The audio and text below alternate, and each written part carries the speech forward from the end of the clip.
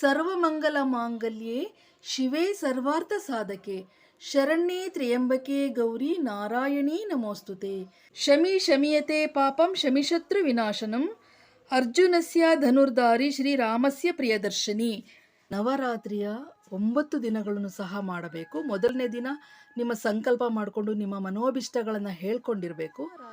ಇದು ಬ್ರಾಹ್ಮಿ ಮುಹೂರ್ತದಲ್ಲಿ ಮಾಡುವಂತಹ ಪೂಜೆ. ಮನೆಯಿಂದ ಬರ್ತನೆ ದೀಪಗಳನ್ನ 2 ದೀಪಗಳನ್ನು ತಂದಿರ್ತಾರೆ. ಅದನ್ನು ತಾಯಿಯ ಮುಂದೆ ಹಚ್ಚಿಟ್ಬಿಟ್ಟು, ಅಂದರೆ ಬನ್ನಿ ಮಹಾಂಕಾಳಿ ತಾಯಿಯ ಮುಂದೆ ದೀಪ ಹಚ್ಚಿಟ್ಟು ಪೂಜೆ ಎಲ್ಲ ನೆರವೇರಿಸಿದ ಮೇಲೆ ಆ ದೀಪದ ಒಂದು ವಿಶೇಷತೆ ಏನಂತಂದರೆ, ಐಗಿರಿ ನಂದಿನಿ ನಂದಿತ ಮೇದಿನಿ ವಿಶ್ವ ವಿನೋದಿನಿ ನಂದನುತೆ ಗಿರಿವರ ವಿಂಧ್ಯ ಶಿರೋದಿನಿ ವಾಸಿನಿ ವಿಷ್ಣು ವಿಲಾಸಿನಿ ಜಿಷ್ಣುನುತೆ ಭಗವತಿ ಹೇಷಿತಿ ಕಂಠ ಕುಟುಂಬಿನಿ ಭೂರಿ ಕುಟುಂಬಿನಿ ಭೂರಿ ಕೃತೆ ಜಯ ಜಯ ಹೇ ಮಹಿಷಾಸುರಮರ್ದಿನಿ ರಮ್ಯಕಪರ್ದಿನಿ ಶೈಲಸುತೆ.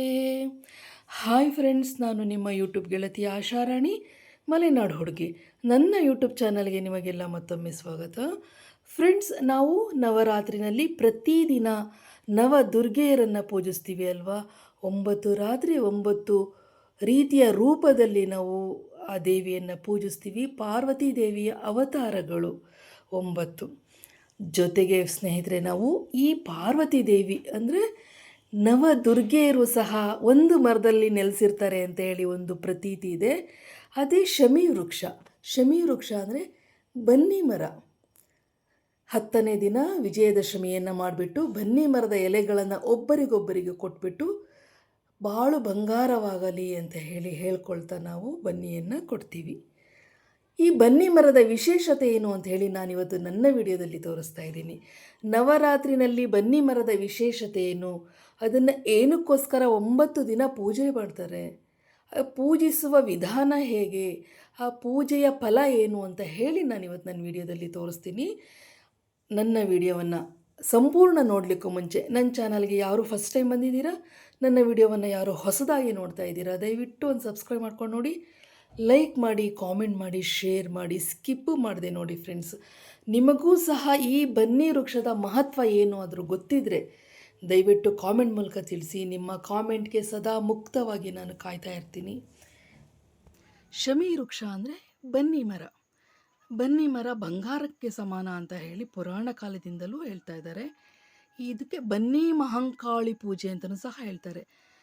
ಈ ಬನ್ನಿ ಮಹಾಂಕಾಳಿ ಪೂಜೆ ನಾವು ಘಟಸ್ಥಾಪನೆ ಮಾಡದೆ, ಅಖಂಡ ದೀಪ ಇಡದೆ ಪೂಜಿಸ್ಬಿಟ್ಟು ನಮ್ಮ ಮನೋಭೀಷ್ಟಗಳನ್ನು ನೆರವೇರಿಸ್ಕೊಳ್ಬಹುದು.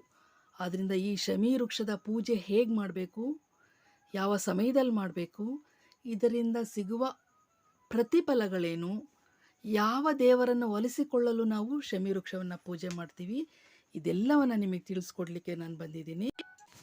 ಸ್ನೇಹಿತರೆ, ನಮ್ಮ ಭಾರತೀಯ ಸಂಸ್ಕೃತಿಯಲ್ಲಿ ಪ್ರಕೃತಿಯನ್ನು ದೇವರಂತ ಹೇಳಿ ನಾವು ಪೂಜಿಸ್ತೀವಿ. ನಮ್ಮ ಹಿಂದೂ ಸನಾತನ ಧರ್ಮದಲ್ಲಿ ಕೆಲವು ವೃಕ್ಷಗಳಿಗೆ ಪೂಜನೀಯ ಸ್ಥಾನವನ್ನು ನಾವು ಕೊಟ್ಟಿದ್ದೀವಿ. ವೃಕ್ಷಗಳಲ್ಲಿ ಅತಿ ಶ್ರೇಷ್ಠವಾದ ವೃಕ್ಷಗಳೆಂದರೆ ಅರಳಿ ಮರ, ಔದುಂಬರ ಮರ, ತೆಂಗಿನ ಮರ, ಬೇವಿನ ಮರ ಹಾಗೂ ಬನ್ನಿ ಮರ, ಅಂದರೆ ಈ ಶಮಿ ವೃಕ್ಷ. ಸ್ನೇಹಿತರೆ, ಈ ಶಮಿ ವೃಕ್ಷವನ್ನೇ ಏನಕ್ಕೆ ನವರಾತ್ರಿನಲ್ಲಿ ಪೂಜೆ ಮಾಡ್ತೀವಿ ಅಂತ ಹೇಳಿದ್ರೆ, ಈ ಶಮಿ ವೃಕ್ಷ ಅಥವಾ ಬನ್ನಿ ಮರದಲ್ಲಿ ನವದುರ್ಗೆಯರು ಸಹ ನೆಲೆಸಿರ್ತಾರೆ ಅಂತ ಹೇಳಿ ಒಂದು ನಂಬಿಕೆ ಇದೆ.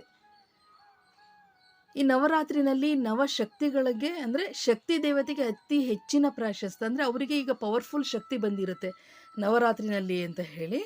ಹಾಗಾಗಿ ಶಕ್ತಿ ದೇವತೆಯೇ ಅತಿ ಹೆಚ್ಚು. ಎಲ್ಲ ದೇವತೆಗಳಲ್ಲೂ ಸಹ ಶಕ್ತಿ ದೇವತೆ ಹೆಚ್ಚು. ಯಾಕೆಂದರೆ ಎಲ್ಲ ದೇವರುಗಳು ಸಹ ಈ ಪಾರ್ವತಿ ದೇವಿಗೆ ಶಕ್ತಿಯನ್ನು ತುಂಬಿ ಶಕ್ತಿ ದೇವಿಯನ್ನಾಗಿ ಬದಲಾಯಿಸಿರ್ತಾರೆ. ಹಾಗಾಗಿ ಶಕ್ತಿ ದೇವತೆಯ ಪ್ರಭಾವವೇ ಹೆಚ್ಚಾಗಿರೋದ್ರಿಂದ ಆ ನವಶಕ್ತಿಯರೂ ಸಹ ಈ ಬನ್ನಿ ಮರದಲ್ಲಿರೋದ್ರಿಂದ ಈ ಒಂದು ಬನ್ನಿ ಮರವನ್ನು ಈ ನವರಾತ್ರಿನಲ್ಲಿ ಸಹ ಪೂಜೆ ಮಾಡೋದು ಒಂದು ಪ್ರತೀತಿ. ಅದರಲ್ಲೂ ಸಹ ಮೋಸ್ಟ್ ಇಂಪಾರ್ಟೆಂಟ್ ಅಂದರೆ ಅತಿ ಮುಖ್ಯವಾಗಿ ಬನ್ನಿ ಮರದಲ್ಲಿ ಬನ್ನಿ ಮಹಾಂಕಾಳಿ ದೇವಿ ಇದ್ದಾಳೆ ಎನ್ನುವ ಒಂದು ನಂಬಿಕೆ ಇದೆ. ಬನ್ನಿ ಮಹಾಂಕಾಳಿ ಈ ಒಂದು ಬನ್ನಿ ಮರದಲ್ಲಿರ್ತಾಳೆ. ಈ ನವರಾತ್ರಿನಲ್ಲಿ ಈ ಬನ್ನಿ ಮಹಾಂಕಾಳಿ ದೇವಿಯನ್ನು ಅಂದರೆ ಈ ಬನ್ನಿ ಮರವನ್ನು ಪೂಜಿಸೋದ್ರಿಂದ ನಮ್ಮ ಮನೋಭಿಷ್ಟಗಳು, ನಮ್ಮ ಕೋರಿಕೆಗಳು ನೆರವೇರುತ್ತೆ. ಈ ಬನ್ನಿ ಮಹಾಂಕಾಳಿ ತಾಯಿ ಪೂಜೆಯಿಂದ ಅನೇಕ ಸಮಸ್ಯೆಗಳು ಬಗೆಹರಿಯುತ್ತೆ, ಶಾಂತಿ ನೆಲೆಸುತ್ತೆ, ಸಂತಾನ ಭಾಗ್ಯ, ಕಂಕಣ ಭಾಗ್ಯ, ಮನೋಭಿಷ್ಟಗಳು ನೆರವೇರ್ತವೆ ಅಂತ ಹೇಳಿ ಪ್ರತೀತಿ ಇದೆ. ಅದರ ಜೊತೆಗೆ ಪೌರಾಣಿಕ ಹಿನ್ನೆಲೆ ಅಂತ ಹೇಳಿದ್ರೆ, ಮಹಾಭಾರತದ ಸಮಯದಲ್ಲಿ ಪಾಂಡವರು 13 ವರ್ಷ ವನವಾಸ ಮಾಡಿ 14ನೇ ವರ್ಷ ಅಜ್ಞಾತವಾಸದಲ್ಲಿರುವಾಗ ತಮ್ಮ ಆಯುಧಗಳನ್ನೆಲ್ಲ ಒಂದು ಹೊಟ್ಟುಗೂಡಿಸಿ ಈ ಬನ್ನಿ ಮಹಾಂಕಾಳಿ ದೇವಿಗೆ ಪ್ರಾರ್ಥಿಸಿ ಅದನ್ನು ಜೋಪಾನ ಮಾಡಲಿ, ರಕ್ಷಣೆ ಮಾಡು ಅಂತ ಹೇಳಿಬಿಟ್ಟು ಬನ್ನಿ ಮರದ ಮೇಲೆ ಕಟ್ಟಿರ್ತಾರೆ. ಆ ನಂತರ ಈ ನವರಾತ್ರಿನಲ್ಲಿ ವಿಜಯದಶಮಿ ದಿನ ಅದನ್ನೆಲ್ಲ ಕೆಳಗಡೆ ಇಡಿಸ್ಕೊಂಡು ಮಹಾಭಾರತ ಯುದ್ಧ ಮಾಡಿ ಜಯಶಾಲಿಗಳಾಗ್ತಾರೆ ಎನ್ನುವ ನಂಬಿಕೆ ಇದೆ. ಹಾಗಾಗಿ ಸಹ ಪೌರಾಣಿಕ ಹಿನ್ನೆಲೆಯಿಂದಲೂ ಸಹ ಶಮಿ ವೃಕ್ಷವನ್ನು ಪೂಜಿಸ್ತಾ ಬರ್ತಾ ಇದ್ದಾರೆ. ಶಮಿ ವೃಕ್ಷದ ಪೂಜೆಯು ನವರಾತ್ರಿಯ 9 ದಿನಗಳನ್ನು ಸಹ ಮಾಡಬೇಕು. ಮೊದಲನೇ ದಿನ ನಿಮ್ಮ ಸಂಕಲ್ಪ ಮಾಡಿಕೊಂಡು ನಿಮ್ಮ ಮನೋಭಿಷ್ಟಗಳನ್ನು ಹೇಳ್ಕೊಂಡಿರಬೇಕು. ಇದು ಬ್ರಾಹ್ಮಿ ಮುಹೂರ್ತದಲ್ಲಿ ಮಾಡುವಂತಹ ಪೂಜೆ. ಆದಷ್ಟು 3:30-4 ಗಂಟೆಗೆ ಎದ್ಬಿಟ್ಟು ಮನೆಯನ್ನು ಸ್ವಚ್ಛಗೊಳಿಸಿ ಅವರು ಸಹ ಸ್ನಾನಾದಿಗಳನ್ನು ಮಾಡಿ ಪೂಜಾ ಸಾಮಗ್ರಿ ಸಿಂಪಲ್ ಪೂಜಾ ಸಾಮಗ್ರಿ, ತುಂಬ ಅತಿಯಾದ ನೈವೇದ್ಯಗಳು ಆ ಥರ ಏನಿಲ್ಲ. ಎಲೆ, ಅಡಿಕೆ, ಬಾಳೆಹಣ್ಣು ಸಹ ಇಟ್ಟರು ಸರಿ. ಕಡಲೆಕಾಳು, ಹೆಸರು ಕಾಳು ನೆನೆಸಿ ಅದು ಸಹ ತಗೊಂಡು ಹೋಗ್ತಾರೆ. ಇದು ಬ್ರಾಹ್ಮಿ ಮುಹೂರ್ತದಲ್ಲೇ ಮಾಡುವಂಥ ಪೂಜೆ. ಈ ಪೂಜೆ ಮಾಡುವಾಗ ಯಾವುದೇ ಕಾರಣಕ್ಕೂ ಸಹ ಮಾತಾಡೋ ಹಾಗಿಲ್ಲ. ಬ್ರಾಹ್ಮಿ ಮುಹೂರ್ತದಲ್ಲೇ ಇದ್ದು ಮನೆಗಳನ್ನು ಸ್ವಚ್ಛಗೊಳಿಸಿ ತಾವು ಸಹ ಸ್ನಾನಾದಿಗಳನ್ನು ಮಾಡಿಕೊಂಡು ಅರಿಶಿಣ, ಕುಂಕುಮ, ಗೆಜ್ಜೆ ವಸ್ತ್ರ, ಎಲೆ, ಅಡಿಕೆ, ಬಾಳೆಹಣ್ಣು, ಹೂವು, ಕರ್ಪೂರ, ಊದಿನ ಕಡ್ಡಿ ಇಷ್ಟನ್ನು ತಗೊಂಡು ಹೋಗಿ ಆ ಬನ್ನಿ ವೃಕ್ಷದ ಕೆಳಗಡೆ ಸ್ವಚ್ಛ ಮಾಡಿ ರಂಗೋಲಿಯನ್ನು ಹಾಕಿ ಆ ತಾಯಿಗೆ ಅರಿಶಿಣ ಕುಂಕುಮವನ್ನು ಏರಿಸಿ ಗೆಜ್ಜೆ ವಸ್ತ್ರವನ್ನು ಇಟ್ಟು ಬಾಳೆಹಣ್ಣು, ಎಲೆ, ಅಡಿಕೆ ಜೊತೆಗೆ ಕಡಲೆಕಾಳು, ಹೆಸರು ಕಾಳುಗಳನ್ನು ನೆನೆಸಿ ಇಡ್ತಾರೆ. ಇಟ್ಬಿಟ್ಟು ಪೂಜೆ ಮಾಡಬೇಕು. ಪೂಜೆ ಮಾಡುವಾಗ ಯಾವುದೇ ಕಾರಣಕ್ಕೂ ಮಾತಾಡೋ ಹಾಗಿಲ್ಲ. ಪೂಜೆ ಮಾಡಿಬಿಟ್ಟು ಅವರು ತಮ್ಮ ಮನೋಭಿಷ್ಟಗಳನ್ನು ಮೊದಲನೇ ದಿನವೇ ಸಹ ಸಂಕಲ್ಪ ಮಾಡ್ಕೊಳ್ಬೋದು. ಪ್ರತಿದಿನವೂ ಅದನ್ನು ದೇವಿಗೆ ಹೇಳ್ಕೊಳ್ಬೇಕು. ಏನಕ್ಕೋಸ್ಕರ ನಾನು ಇನ್ನೂ ವ್ರತವನ್ನು ಮಾಡ್ತಾ ಇದ್ದೀನಿ ಅಂತ ಹೇಳಿ ಹೇಳಿಕೊಂಡು ಪೂಜೆಗಳನ್ನು ಮಾಡಬೇಕಾಗತ್ತೆ. ಈ ಶಮಿ ವೃಕ್ಷದ ಪೂಜೆಗೆ, ಪ್ರಾರ್ಥನೆಗೆ ಗಂಡು ಹೆಣ್ಣುಗಳೆಂಬ ಭೇದ ಇಲ್ಲ. ಗಂಡು ಹೆಣ್ಣುಗಳು ಎಲ್ಲರೂ ಸಹ ಬ್ರಾಹ್ಮಿ ಮುಹೂರ್ತದಲ್ಲೇ ಬಂದು ಈ ತಾಯಿ ಅಂದರೆ ಬನ್ನಿ ಮಹಾಂಕಾಳಿ ತಾಯಿಯ ಪೂಜೆಯನ್ನು ವಿಶೇಷವಾಗಿ ನೆರವೇರಿಸಿ ತಮ್ಮ ಮನೋಭಿಲಾಷೆಗಳನ್ನು, ತಮ್ಮ ಬಯಕೆಗಳನ್ನು, ಬೇಡಿಕೆಗಳನ್ನು ತಾಯಿಯ ಆಶೀರ್ವಾದದಿಂದ ನೆರವೇರಿಸಿಕೊಳ್ತಾರೆ. ಈ ಶಮಿ ವೃಕ್ಷ ಪೂಜೆಯಲ್ಲಿ ದೀಪಾರಾಧನೆ ಅತಿ ವಿಶೇಷ. ಮನೆಯಿಂದ ಬರ್ತಾನೆ ದೀಪಗಳನ್ನು 2 ದೀಪಗಳನ್ನು ತಂದಿರ್ತಾರೆ. ಅದನ್ನು ತಾಯಿಯ ಮುಂದೆ ಹಚ್ಚಿಟ್ಬಿಟ್ಟು, ಅಂದರೆ ಬನ್ನಿ ಮಹಾಂಕಾಳಿ ತಾಯಿಯ ಮುಂದೆ ದೀಪ ಹಚ್ಚಿಟ್ಟು ಪೂಜೆ ಎಲ್ಲ ನೆರವೇರಿಸಿದ ಮೇಲೆ ಆ ದೀಪದ ಒಂದು ವಿಶೇಷತೆ ಏನಂತಂದರೆ ಆ ದೀಪವನ್ನು ತಮ್ಮ ಮನೆಗೆ ತೆಗೆದುಕೊಂಡು ಹೋಗೋದು. ಈ ದೀಪನೇ ಇದಕ್ಕೆ ವಿಶೇಷ ಆರಾಧನೆ ಬನ್ನಿ ಮಹಾಂಕಾಳಿ ತಾಯಿಗೆ.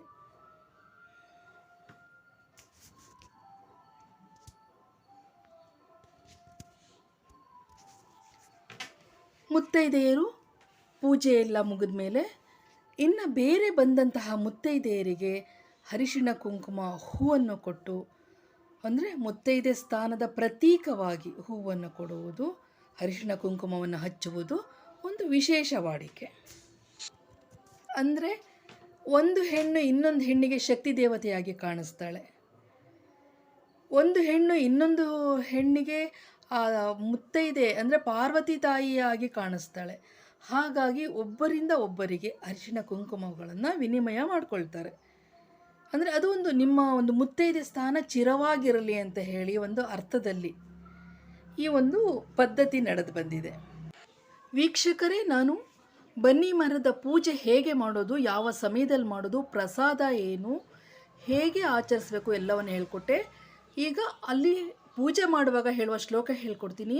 ಸರ್ವಮಂಗಲ ಮಾಂಗಲ್ಯೆ ಶಿವೇ ಸರ್ವಾರ್ಥ ಸಾಧಕೆ ಶರಣ್ಯೇ ತ್ರ್ಯಂಬಕೆ ಗೌರಿ ನಾರಾಯಣೀ ನಮೋಸ್ತುತೆ ಶರಣಾಗತ ದಿನಾರ್ಥಂ ಪರಿತ್ರಾಣ ಪರಾಯಣೆ ಸರ್ವಸ್ಯಾರ್ಥಿ ಹರೇ ದೇವಿ ನಾರಾಯಣೀ ನಮೋಸ್ತುತೆ ದುಃಖ ದಾರಿದ್ರ್ಯ ನಾಶಾಯ ಸಂಗ್ರಾಮೇ ವಿಜಯಾಯ ಚ ಕ್ರೂರಶತ್ರು ವಿನಾಶಾರ್ಥಂ ತದೋಗ್ರ ಕರ್ಮ ಸಾಧನೆ ದುರ್ಗಾಂ ಚ ಪೂಜಯೇದ್ ಭಕ್ತ್ಯ ಪರಲೋಕ ಸುಖಾಯ ಚ.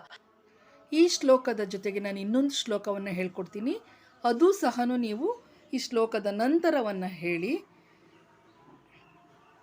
ನಮೋ ದೇವೈ ಮಹಾದೇವೈ ಶಿವಾಯೈ ಸತತಂ ನಮಃ ನಮಃ ಪ್ರಕೃತೈ ಭದ್ರಾಯ ನಿಯಥಾ ಪ್ರಣತಾ ಸ್ಪೃಧಾಂ ಮಾತಾನೇ ತ್ರಿಜಗದ್ವಂದ್ಯೇ ನಮಸ್ತೆ ಲೋಕನಾಯಕಿ ನಮಸ್ತೆ ವಿಶ್ವಜನನಿ ಹೈಮವಥೈ ನಮೋಸ್ತುತೆ.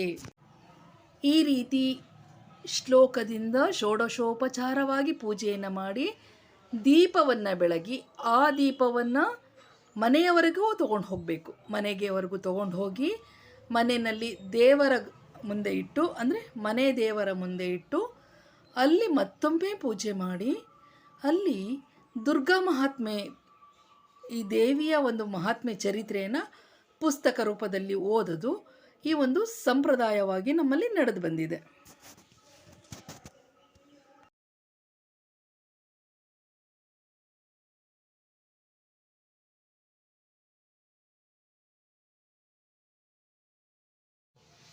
ಸ್ನೇಹಿತರೆ, ಇನ್ನೊಂದು ಬಹುಮುಖ್ಯವಾದ ವಿಷಯ ಹೇಳ್ತೀನಿ. ನವಗ್ರಹಗಳಲ್ಲಿ ಒಂದೊಂದು ದೇವತೆಗಳಿಗೆ, ಅಂದರೆ ಒಂದೊಂದು ನವಗ್ರಹಗಳಿಗೆ ಒಂದೊಂದು ವೃಕ್ಷಗಳಿರುತ್ತೆ.